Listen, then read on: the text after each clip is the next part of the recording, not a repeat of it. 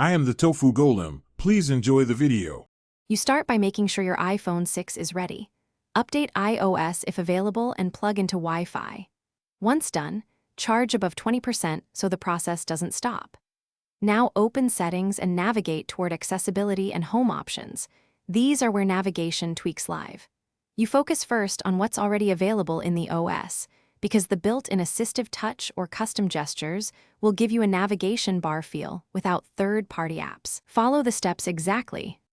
Now you enable assistive touch and configure a persistent on-screen control that mimics a navigation bar. Go to Settings, Accessibility, Touch Assistive Touch, and toggle it on. Then choose Customize Top-Level Menu to replace or add buttons. Include Home, Control Center, Notification Center, and any custom gesture you need.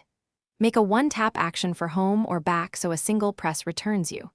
Once set, drag the floating button to your preferred corner for consistent access.